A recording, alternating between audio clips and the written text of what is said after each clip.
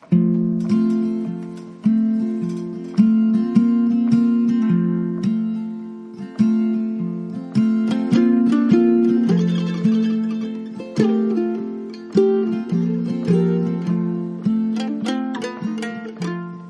Mental Health Podcast is a production of the Open Stories Foundation and relies on donations from its listeners like you. To help keep this podcast alive, please consider becoming a monthly subscriber. Any amount will make a difference. You can click the right-hand donate button on MormonMentalHealth.org. All contributions are tax-deductible within the United States and go towards podcast production and building community support and program development for Mormons on various paths and journeys. Thank you for listening.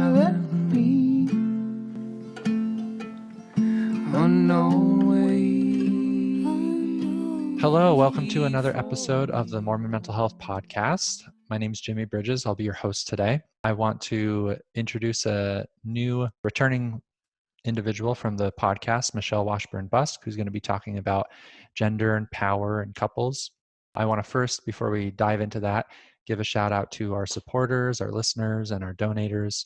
We really rely on the support from all of you and encourage you to donate if you're able to, and by going to mormonmentalhealth.org and clicking the donate button. So we appreciate that very much. So Michelle, welcome.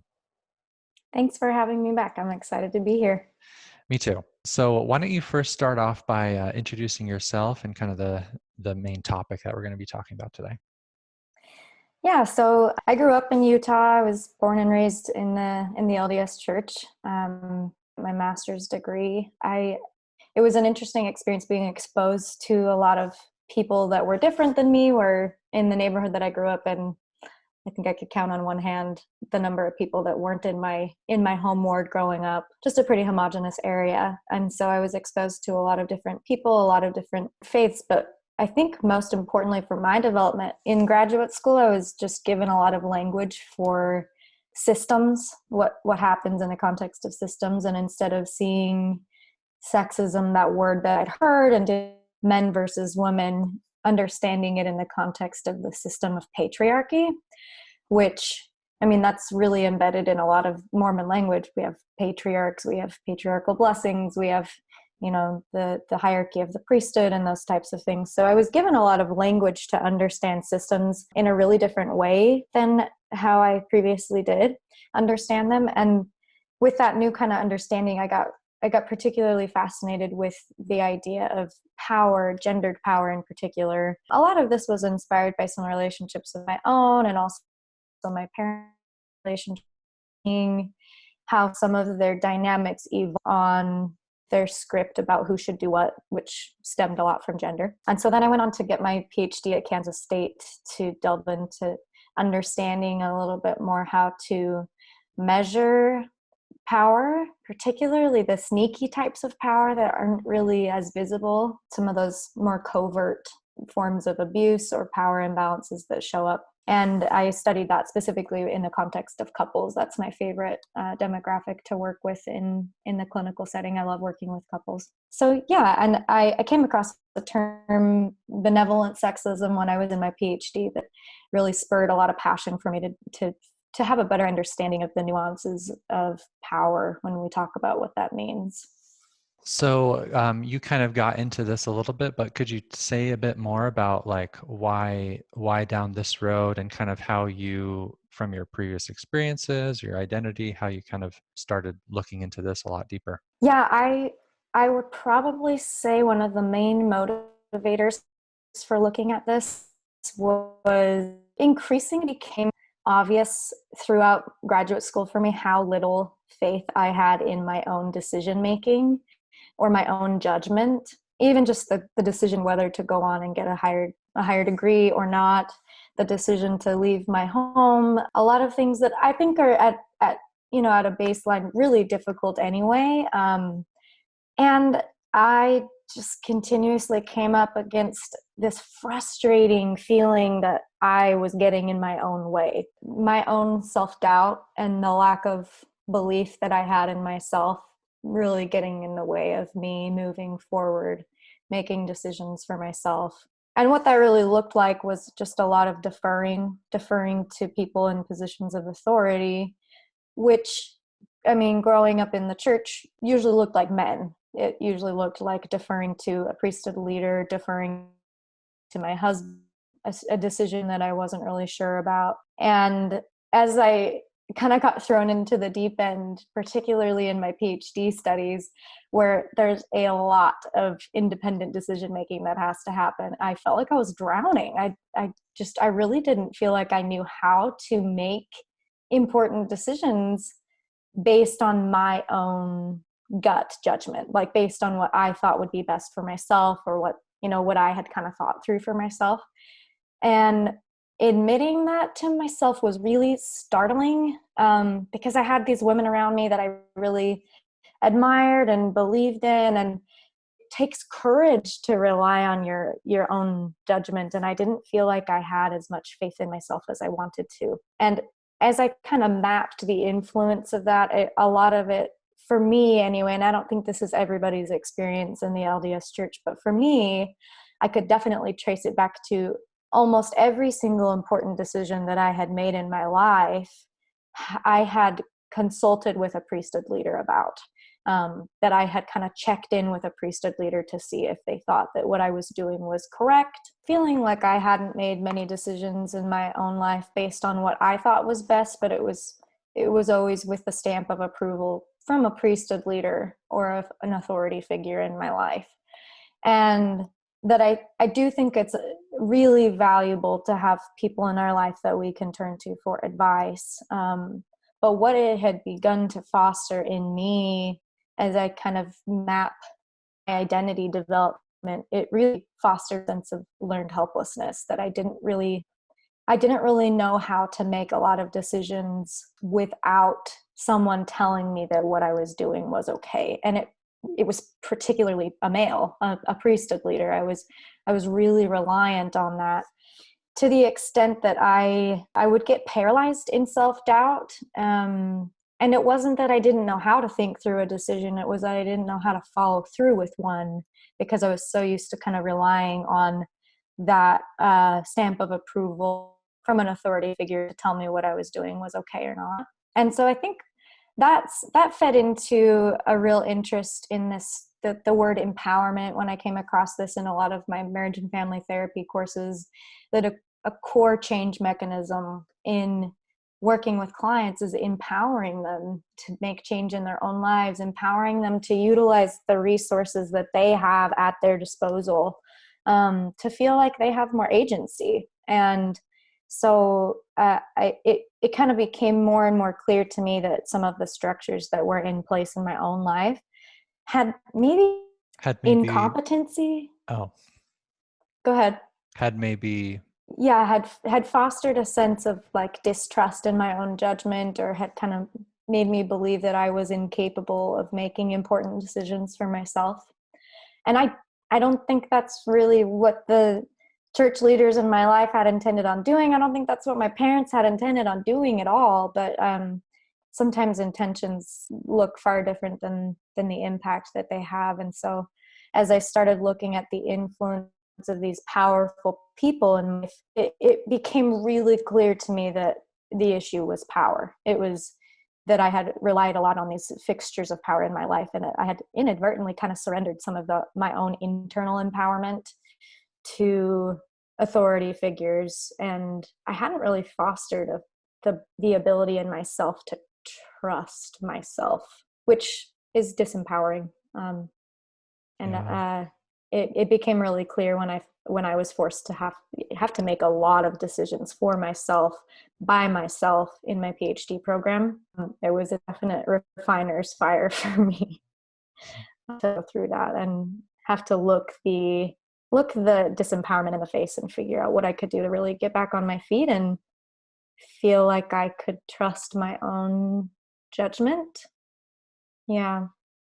Does that answer your question? Yeah. And maybe you can just, your thoughts on this. As I hear you talk, I kind of have this imagery in my mind of this tightrope, or this walking this fine line, because you talk about the inadvertent most likely non-malicious outcome of being in the LDS religious community, of relying a great deal, giving up a lot of your own abilities to make your own decisions. But you contrast that with like how important it is to have community, to have people who you look up to have direction and guidance. You're putting these up against each other, and the way you talk is, it sounds like you're trying to find kind of the balance between those two. um, I mean, I guess for those listening, and how do you go about doing that, especially if you consider those who choose to stay and who Mm-hmm. hold these values of wanting to be empowered, wanting to be self-directed, but also knowing we have leaders to guide us. Um, those who stay active and those who choose not to. Yeah, I'm wondering how that's figured out, that balance. Yeah, I definitely at times felt like it had to be one or the other. Various points in time in my, and still does in my faith journey. And I think that for me, and I think everyone's journey is different, but for me, I had to at the very least acknowledge it with language initially, of where this sense of dependency was coming from. And then kind of do some self-confronting of like, what have I done to maybe surrender some of my own agency in this process? What can I do to hold on to my own value system, my own belief, and then integrate others' opinions, but still trust my own. And it felt like a paradigm shift to go from my opinion versus an authority person's opinion, but rather that they could coexist, and that at the end of the day they could inform a decision, but that they wouldn't be the decision, which is a lot of times how I had approached a lot of decisions in my life. And the unfortunate thing that I realized is that was really highly regarded. I was praised for being humble by approaching a priesthood leader for an important decision. Well, every important decision, I was being described with biblical adjectives like meek, submissive, humble, faithful, that it was a really faithful way to approach my life if I deferred to a leader on these things. And it did boost my sense of worth initially, to feel like I was highly regarded in my faith community. And so I was reinforced, right, for being less trusting in my own opinion, more trusting in someone else's opinion, because that could be looked at as having faith, that that I had enough faith to defer to God, if these are mouthpieces, if our priesthood leaders are supposed to be the mouthpiece of God, or a conduit for the Spirit to work through. And so in terms of the balance, I had to, I don't know this other than I had to really take a good hard look at ways that I was choosing to craft my image as humble and faithful at the expense of trusting my own judgment. A lot of it had to do with like wanting to be perceived as, or wanting to try to strive for being that humble, faithful member of the church. But it did feel like I was forced to choose. You're either humble and faithful, or you're self-directed. And that those paradigms didn't work initially, but I think that I had to, for me anyway, I don't think this is how everyone's journey is, I had to dabble in this a little bit until it didn't work, and then figure out what it actually felt like to be self-directed enough that I could then begin to integrate others' opinions and others' feedback, and be self-directed with guidance rather than it being other-directed, wholeheartedly other-directed, if that makes sense. Sounds like a difficult journey. Yeah, and it's definitely not one I'm done journeying on. Mm. It's a constant struggle, Yeah. for sure. I think we all, like, but I definitely think that there are things that got in the way of me trusting my own power. Yeah. So this is kind of your background you're bringing into all this. This is kind of informing a lot. So you have clinical experiences you bring to the table here. You have collaborations with leaders in the field on this area. You have research. So what is all this you have found over time when it comes to this issue from the research and clinical standpoint? Yeah, I think one of the most important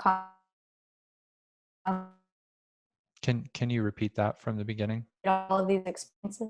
Yeah, yeah, I think some of the most important concepts that I've come across to integrate my experiences have been the concepts hostile sexism versus benevolent sexism. Differentiating between those two has really helped me understand how nuanced power actually is. And it's also helped me just to kind of understand for myself the different impact that a big system like patriarchy can have on an individual or a community. So I'll kind of delve into these really briefly. So hostile sexism is what most people probably think of when that term sexism comes up. It's what we think of when we think of degrading women, making derogatory remarks, antagonistic remarks toward women, believing that some of those inflammatory things like women are weak and men make up for women's weaknesses, the men have the brains and the women have the uteruses, and some of those more hostile and in a exist. But to be honest, I haven't personally dealt with those a whole lot. They're there. Rape culture exists. There are dudes out there that would probably utter some of those remarks, and I think the point to drive home is I don't think most people are okay with that anymore. I don't think most people would be okay with a man or a woman spouting something like men have brains, women have uteruses. I think that we've made so many social gains to kind of do away with that being even mildly socially acceptable. But because of all the gains we've made, the ways that sexism still pervades are a little more subtle. So the term benevolent sexism, instead of it being these derogatory remarks toward women, it's actually a subtle form of prejudice where women are praised and given a lot of affection for remaining in traditional or submissive positions. So rather than being hostile toward them for being a woman in general, what benevolent sexism can look like is praising them for choosing to surrender a choice, choosing to surrender an option or some of their power by saying that women are so good for being willing to not consider the selfish things that other women might consider, like maybe pursuing a career. That women are praised oftentimes for not even considering that. And I think a key point here is that women are often praised for being selfless. That's one of the highest virtues. If I'm thinking of what my mom pounded into me in terms of what she viewed her worth was and what my worth was, it's being selfless. But that word in and of itself, I mean, it's a rendering of selfhood. And so benevolent sexism kind of sends this implicit message that women, ourselves and our identities maybe aren't as important as our roles in caring for others. So a few examples of benevolent sexism. It's a really broad construct. So pause me here if I'm getting off and onto a tangent that doesn't make sense. So a few examples that kind of ring to mind are things like women need the help, the protection, the service of men, and that dynamic is reinforced a lot in a lot of differences. Sorry, can you repeat that Human possess that dynamic is reinforced in a lot of systems. Sorry, yeah. And then another one that I hear really commonly is women are more spiritual than men. I hear that one a lot. Women have a quality of purity that few men possess, that women should be cherished and protected by men.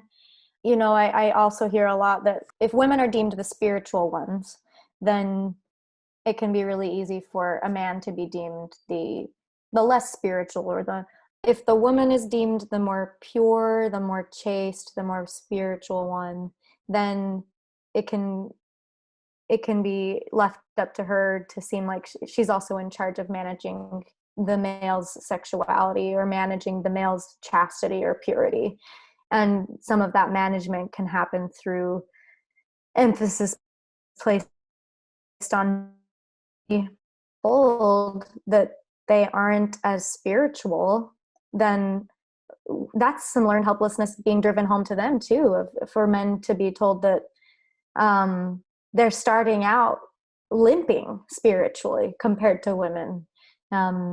If a lot of men believe that they don't really have as much spiritual strength, and that they need some outside source like the priesthood to give them the additional spiritual strength that women already have, then this fosters some learned helplessness in men too, for them to feel like they have to overly rely on someone or something else to manage their sexuality, or to manage, which can show up with demanding that women meet their sexual needs so that they don't have to sin to manage their sexuality, if that makes sense.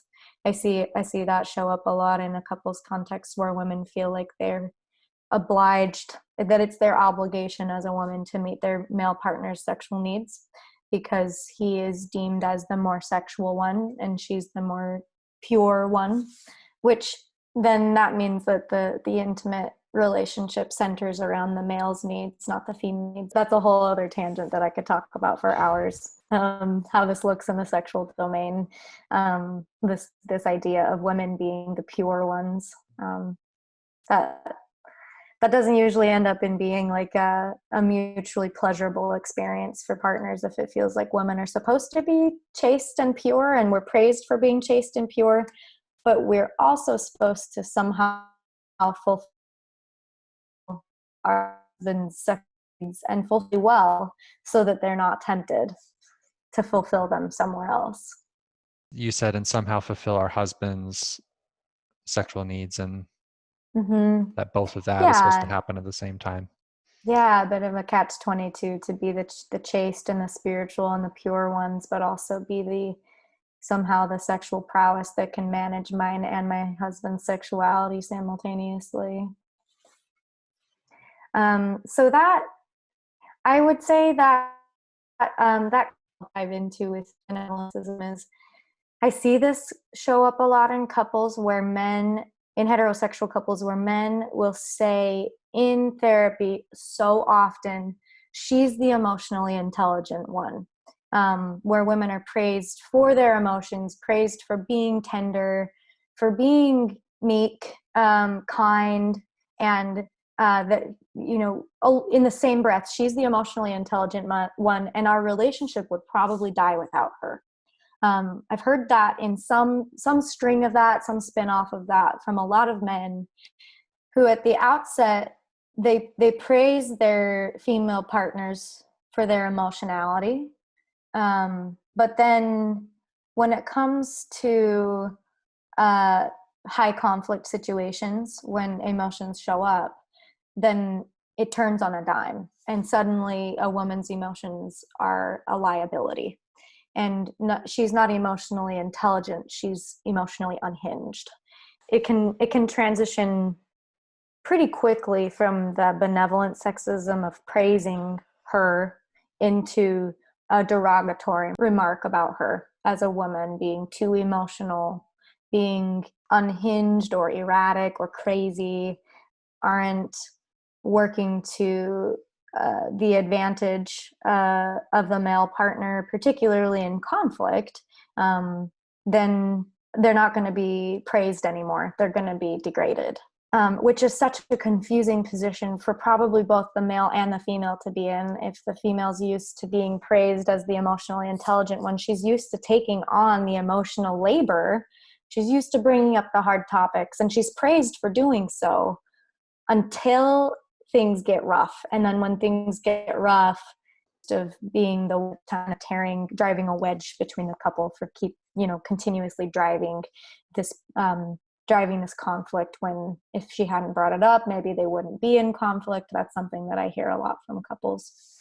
That sounds crazy making, that kind of Yeah. Yeah, absolutely.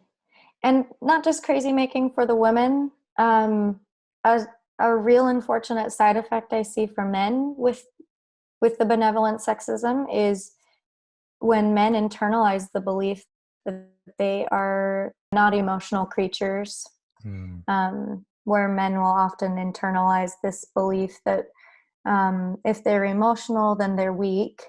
And so they suppress their emotions. They maybe forget how to express them. And then when hard things come up, as they inevitably do in a couple, men feel ill-equipped to know how to navigate an emotional experience. And so they rely heavily on the women who are given permission to be emotional. And that is for men to feel understood, pain to be seen, if they are constantly told to believe the message that women are more emotionally intelligent or that women are more spiritual. That's rooted in shame for men too. And there's a lot of learned helplessness that can develop for men there too, not believing that they know how to have hard conversations or how to be emotional. To me, it sounds like there's that to be in the midst of a relationship where this is occurring, it sounds like,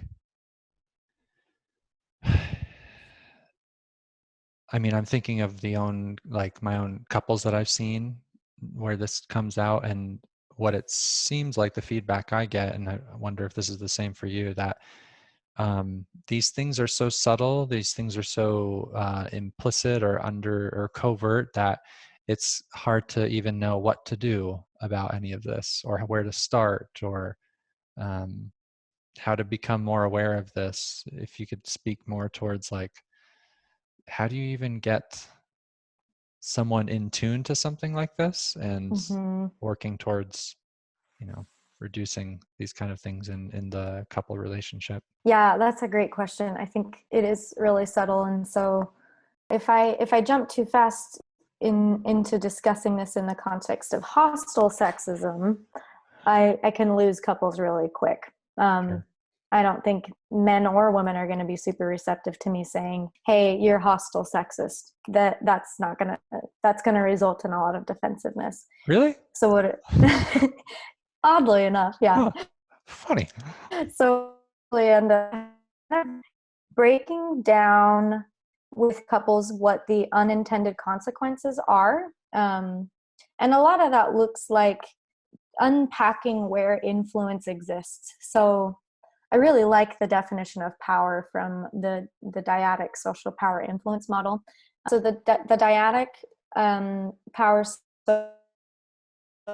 social model, author is Simpson, and it's from 2015, and I can send a link for the model as well at the end. But the definition of power in this model is the ability to resist and exert influence. So it's not just the ways that I try to gain power, but it's the ways that I resist my partner's attempts to gain influence over me. And some of those ways that we resist influence might look like withdrawing or stonewalling or being defensive, batting away complaints, telling a partner that they're crazy for worrying about things, that they're blowing something out of proportion that feels very real to them, just to name a few examples. So to kind of go back to your question about how you navigate this, how you break this down with a couple, I'll kind of share an example of an experience I had with a couple really recently. They're pretty traditional. They have really traditional gender roles that have worked for them for quite a while. So she's been the stay-at-home mom, and he's worked outside of the home. And up until about 5 years ago, that dynamic was really working. But then as their kids started getting older, and they had a lot of big decisions to make about retirement. She started feeling like she wanted to have more of a say in their financial decisions. And she hadn't really had any say in the budget. She didn't really have access to their finances. And it wasn't him trying to be financially controlling. And actually, when I asked him, tell me a little bit more about how this dynamic came to be, where you have control over the finances and she doesn't really do much with the finances. His response was, I didn't want her to have to worry about it. I was trying to take the burden off of her plate because I appreciate her being such a good mom. I wanted to give her more freedom, more, basically more resources to worry about her role as a mom and as a wife and taking care of the things in the home. And so his intentions were benevolent. He said that he was trying to take the financial stress, that burden of financial stress, off of her plate. And then we unpacked it a little bit more, and I asked him why did you want to take this off of her plate? And he said that he felt like he could handle the financial stresses better than she could, because she gets upset easily. She cries a lot when things get stressful. And so then kind of like a derogatory remark about her emotions being a liability. And when I made her feel like, when he said that he felt like he could manage the stress, the financial stress better than she could, she actually said that it made her feel like he thought she was fragile, which that word was really poignant in the moment, that she said, I'm not sure why you think I can't handle this stress. I handle a lot of stress at home. You have raised our kids. It's not like my life has been stress-free. And he said, I guess I'd never really thought about it that way. I wasn't trying to treat you like you're fragile. She proceeded to ask him if she felt like he valued her input on this domain in their life. And he said, I think I value my decision-making with finances more than yours. And so at the tip of the iceberg, benevolent, right? I care about you. I want to take this off your plate. You're such a good mom. You're doing great in the domains that you manage. Let me manage the finances. We chip it down another layer. Well, I think I could actually manage the stress of finances better than you could, because you can be a little emotionally unstable. And then taking that one layer deeper, if she's emotionally unstable, then she begins to wonder, if he thinks I'm emotionally unstable, not emotionally intelligent, does he trust my decision making? And at the base layer, he didn't think that she had great judgment when it came to spending, because he'd been raised in a family where they manage the money, and we could probably call that financial control. I wouldn't go so far as to say it's financial abuse, but there was definitely some financial control happening, and it was all covered up under these layers of benevolent sexism, praising her and believing that she should just kind of stick to her traditional domains and that he would manage this facet of their life, which it turns out finances are a pretty important component when it comes to the autonomy that you have in your life, needing to have independence, whether you're a couple or an individual, that's a pretty empowering component of anyone's life, to feel like they could have some control or some say in what they do with their finances. So yeah, I don't know if that answers your question, but that's just kind of an example of a way that this could be deconstructed in a couple's context, of mapping the influence of how this dynamic evolved, and then challenging some of the intentions by looking at the actual impact that these intentions had on the male and the female. And I would say this had some unfair consequences for him too. He felt so stressed about their financial situation. He consistently felt like if he failed their family financially, then he would fail as a man. And that's a really unfair expectation to put on any person, to say your worth is tantamount to how stable your family is financially. He's a multifaceted person, and she loved him for more.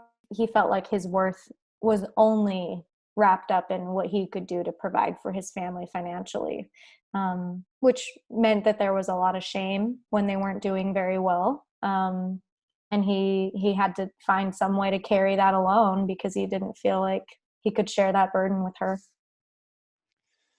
Yeah, I could see how layered that all is, and maybe how like I guess what comes to mind is when you talk about the beliefs, the top of that iceberg.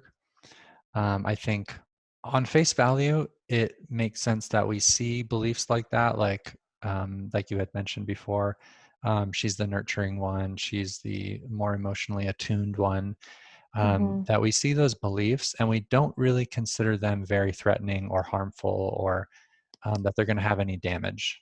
Right. And then the way you're kind of describing this, though, you're talking about these kind of dynamics that build over time, that they're rooted in kind of maybe how we were raised, what we saw, and then over time, we start to really see how sustainable or not a belief like that is, especially when maybe a couple partners are asking themselves, and maybe in most of your cases, the female partners are asking themselves, do I have autonomy, or is this relationship really egalitarian, like we say it is? To look at that closer, I guess, is to maybe expose and connect kind of the relationship dysfunction or breakdown to these not so seemingly damaging beliefs or not so seemingly threatening beliefs, but that there is a connection here to the top of that iceberg and the relationship well-being. I guess that's kind of what I'm hearing you say.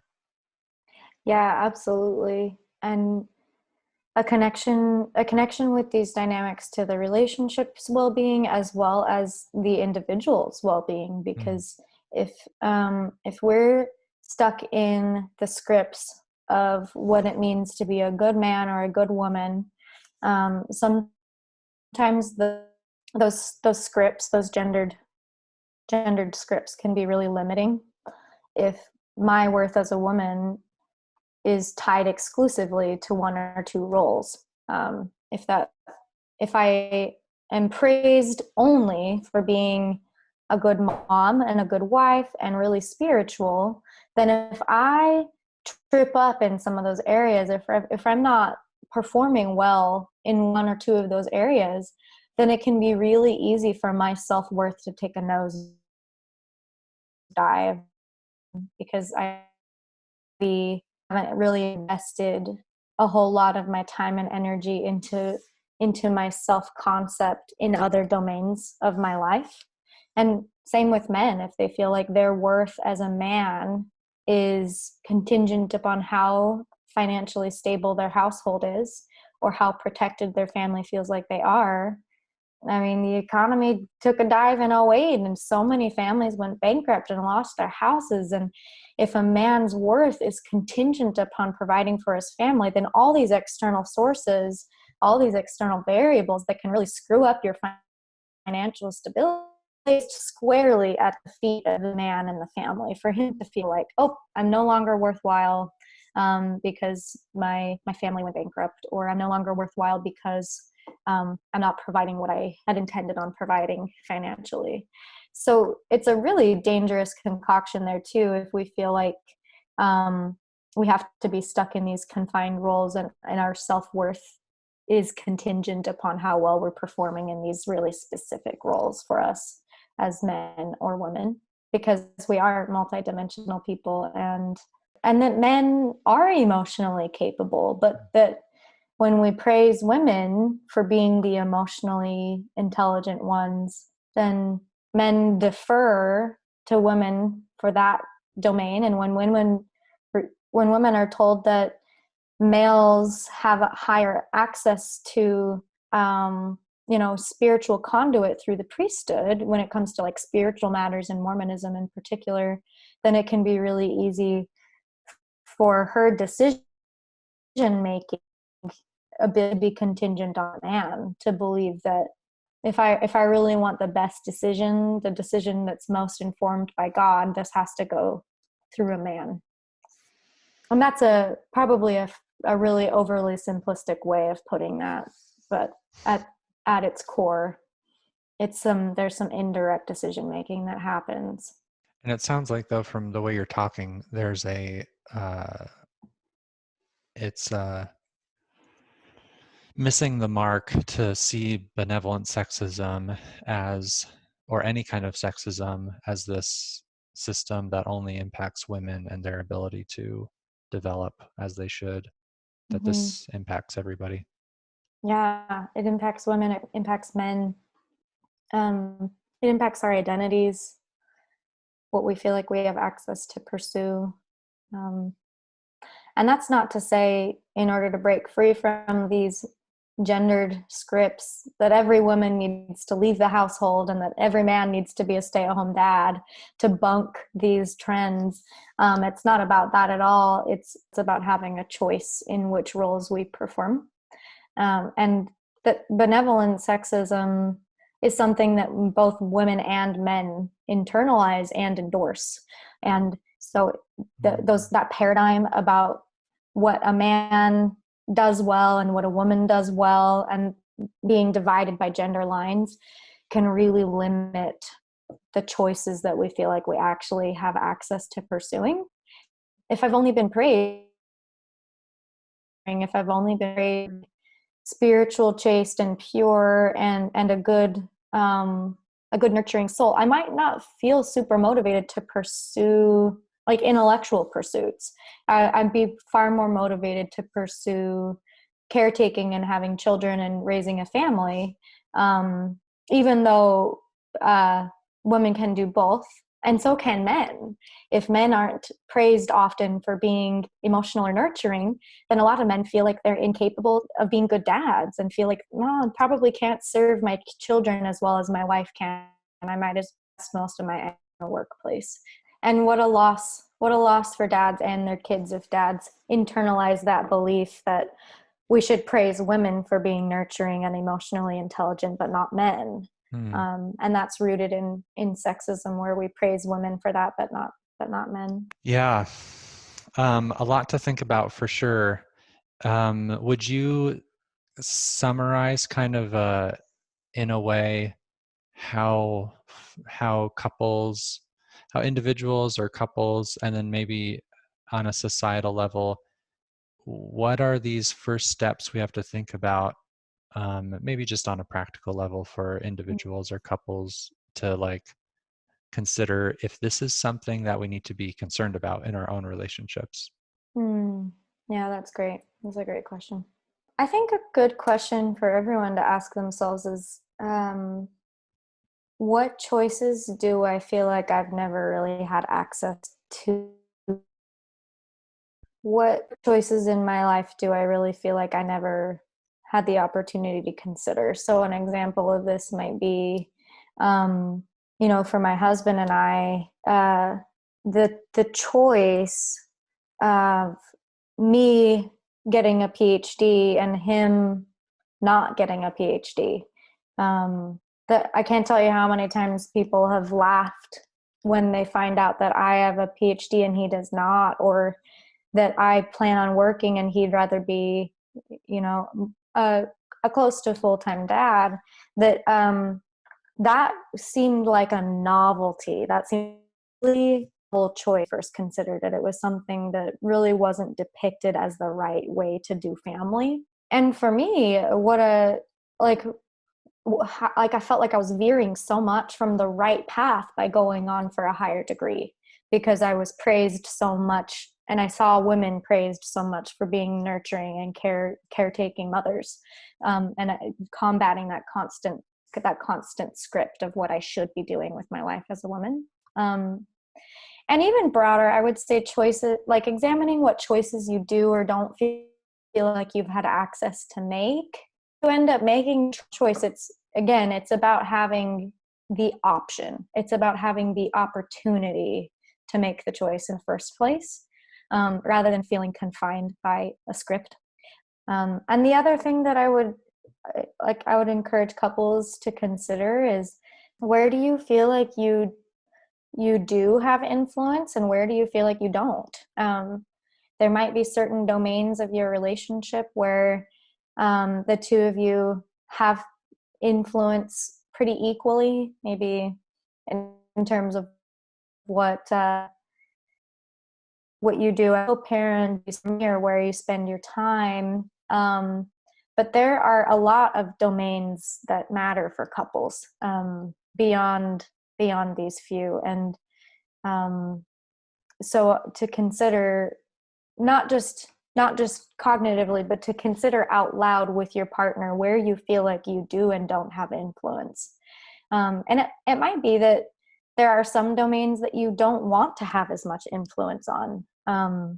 And that's okay, but it has to be acknowledged rather than just falling into these roles that might seem gendered. And it can be really easy for couples to feel stuck in the dynamics that they find themselves in because they've never had an alternative presented to themselves, maybe never had an alternative modeled, or the alternative just doesn't seem viable.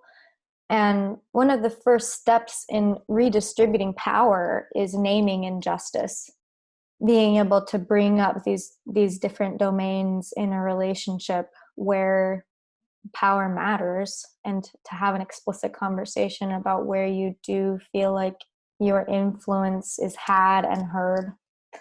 And a lot of that comes down to the decisions that are made. Who makes the final decisions in the household? Is there one person that ends up making final decisions in one domain and then not in another? And that's okay, as long as it's agreed upon and it's mutual, and it feels like there was a choice to opt in the first place, rather than having your role dictated to you. Yeah, I see. Which gender roles are pretty specific. I mean, we've broken free of a lot of the rigidity of gender roles that kind of had to be. The gender roles were really valuable, especially in the post-Depression era. Gender roles were really valuable, but we're in a different context now, and like we have permission to opt in or opt out. We don't necessarily have to be constrained to. Again, it's about the option. Did I answer your initial question? Yeah, no, that answered it and more. Okay. I love how concrete this is, but also how expansive this idea really is for us to consider on multiple levels, on an individual level, on a relationship level, a family level, and then in a community level. Thanks for breaking all that down. And I think your clinical examples really added a lot of clarity to it. Good. So thank you. Thank you for being here. Thanks for your expertise. Now, Dr. Michelle Washburn-Busk. This has been a real treat. I want to thank everybody for tuning in and listening. This has been Mormon Mental Health Podcast. And again, Michelle, thank you for joining us. Thanks for having me on. Bye. Bye. Thanks for joining us today on Mormon Mental Health Podcast. If you enjoyed this episode, please help us and become a monthly subscriber at mormonmentalhealth.org. The goals of this podcast include education, advocacy, and the mental health and general well-being of Mormons and their families. We can't further this work without your support. Music for this episode was provided by the Lower Lights. Over life's tempestuous sea, chart and compass came from thee. Jesus, Savior, pilot me,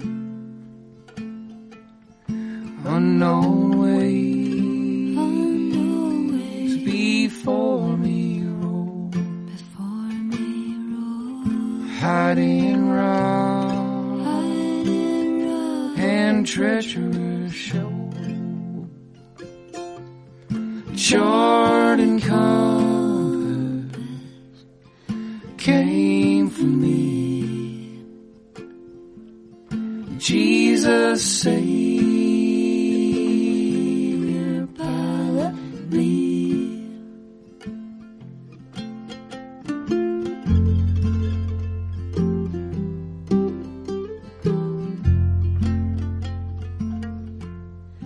As a mother stills her child,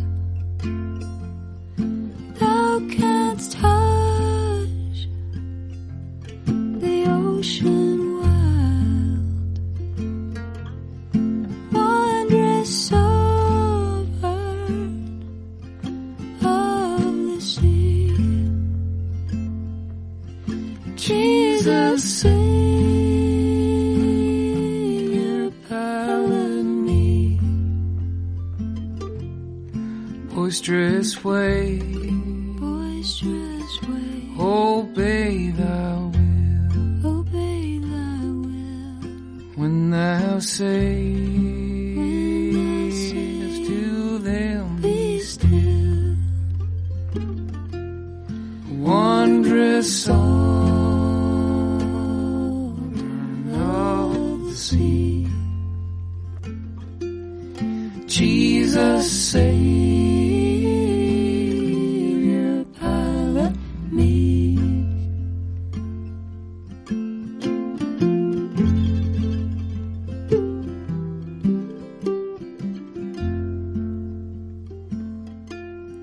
When at last I near the shore,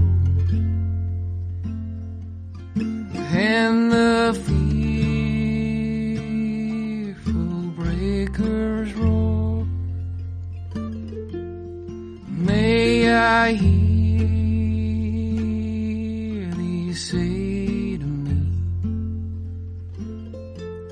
fear not, I will pilot thee. Twixt me and Twixt me and the peaceful rest, the peaceful rest. then while